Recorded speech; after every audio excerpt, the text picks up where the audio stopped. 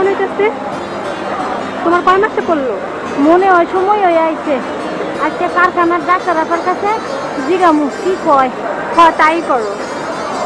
আর ছুটি দরখাস্ত করতো? করি নাই। কি কর বুবু, এখনো করো নাই?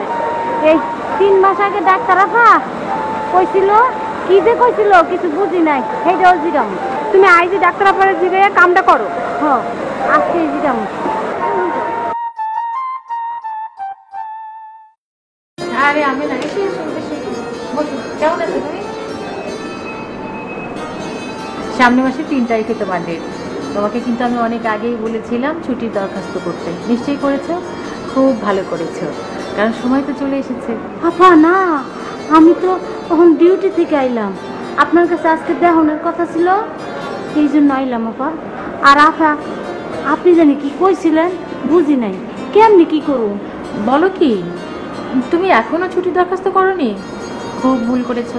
তুমি এক্ষুনি যাবে, গিয়ে তোমার সুপারভাইজারকে দিয়ে একটি দরখাস্ত লেখাবে, আর তারপর সেটা এমডি সাহেবকে দিয়ে আজই মঞ্জুর করিয়ে নেবে। আপা আপনি তো 8 সপ্তাহের ছুটির কথা কইছিলেন, আমি ডরাইছিলাম সেই সময় আমার চাকরির না থাকে।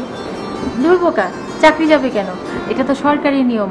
বাংলাদেশের সকল কর্মজীবী মায়েরা প্রসবের আগে 8 সপ্তাহ এবং প্রসবের পরে 8 সপ্তাহ, মোট 16 সপ্তাহ ছুটি পাবে। তখন তুমি বেতন ভাতা ঠিক মতো পাবে এবং তোমার ছুটি শেষ তুমি এসে আবার কাজে জয়েন করবে। কোন কি আপা, সরকার আমাকে এত সুযোগ সুবিধা দিছে, তাহলে তো মেলা ভুল করে ফেলাইছি আপা। ভুল তো একটা হয়েই গেছে, কিন্তু আর দেরি নয়, আজই মানে এক্ষুনি গিয়ে সুপারভাইজারকে দিয়ে এমডি সাহেবের কাছ থেকে তোমার দরখাস্ত মঞ্জুর করে নেবে, ঠিক আছে? তাহলে অন্তত শেষ ভুলটা থেকে রক্ষা পাওয়া যাবে। দেশের সকল কারখানায় কর্মরত নারী শ্রমিক বাংলাদেশ শ্রম আইন অনুযায়ী প্রসব পূর্ব 8 সপ্তাহ এবং প্রসব পরবর্তী 8 সপ্তাহ ছুটি পাওয়ার অধিকারী।